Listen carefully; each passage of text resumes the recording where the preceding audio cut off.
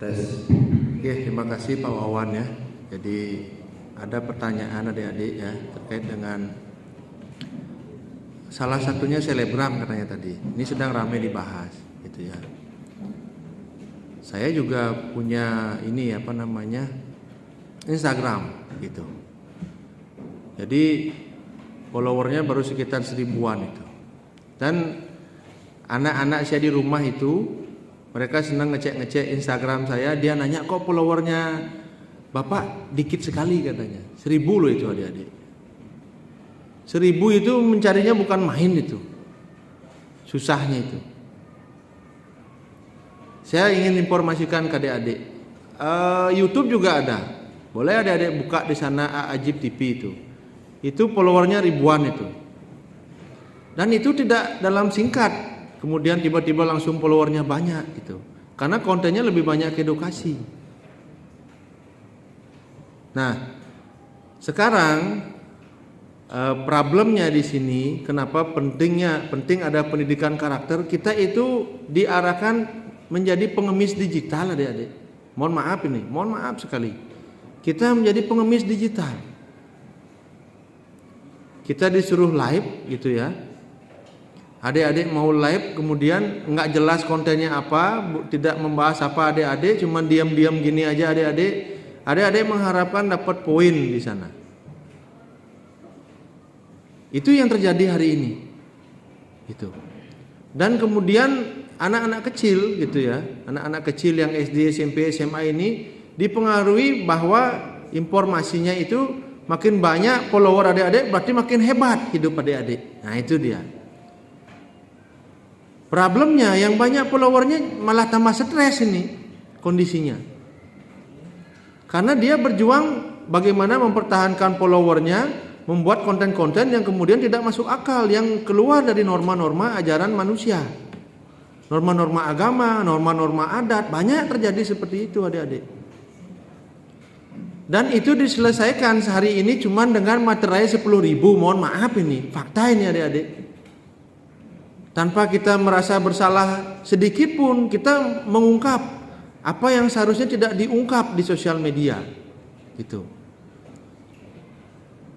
Hanya untuk meningkatkan follower, hanya kemudian untuk mencari popularitas, tanpa kita memikirkan besok ini akan dilihat oleh anak saya melakukan ini, besok akan dilihat oleh keluarga saya, besok kita akan dilihat oleh penerus-penerus saya di sini, oleh calon suami saya, oleh calon istri saya. Karena digital tidak bisa hilang adik-adik, tersip dia di sana. Begitu adik-adik sudah mengunggah sesuatu yang di luar norma, ini sudah masalah sebenarnya untuk hidup kita. Masalah kedepannya adalah bagaimana adik-adik kemudian mengajarkan kepada anak-anak adik-adik, kepada kemudian penerus adik-adik bahwa tidak boleh melakukan hal yang buruk, sedangkan adik sendiri contohnya ada di Instagram sudah buruk gitu, atau ada di TikTok buruk, ada di snack video buruk gitu. Gimana caranya? Ada di YouTube konten adik-adik buruk. Bagaimana cara adik-adik kemudian mengajarkan kepada generasi penerus adik-adik? Karena tidak hilang ini. Masih tersimpan dengan bagus dia, ribuan tahun mungkin masih ada hadisnya. Nah, kita berpikir kemudian hari ini cuman berpikirnya secara short term adik-adik. Berpikir jangka pendek. Kalau kita sudah viral, hebat dah adik-adik gitu. Entah bagaimana caranya.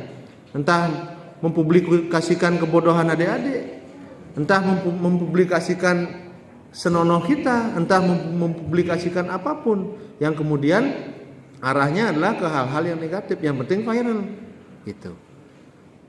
Ini problem besar ini di dunia pendidikan adik-adik. Mohon maaf sekali saya ini harus menjelaskan ke adik-adik.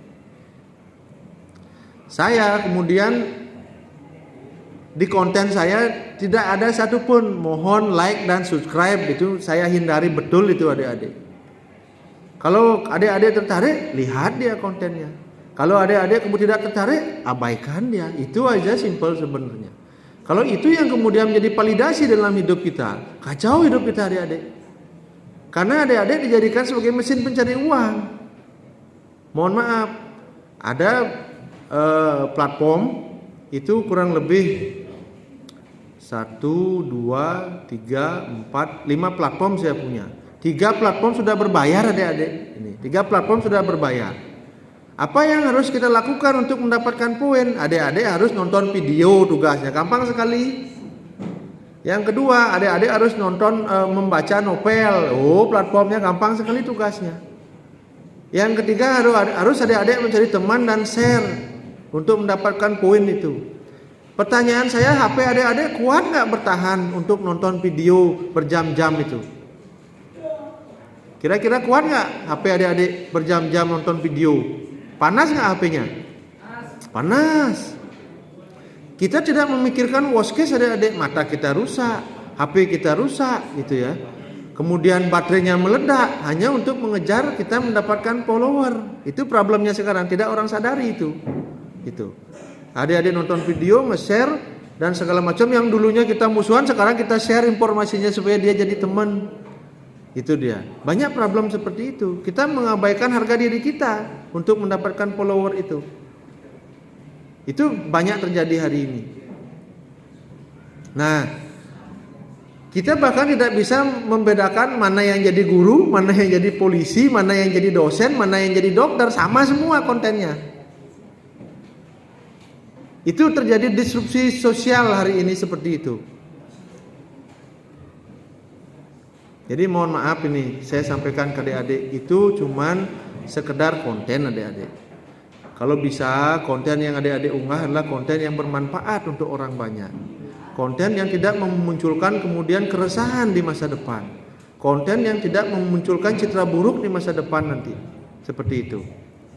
Yang silakan adik-adik unggah kalau adik-adik merasa itu baik. Tapi kalau adik-adik merasa tidak baik, abaikan, nggak usah adik-adik unggah.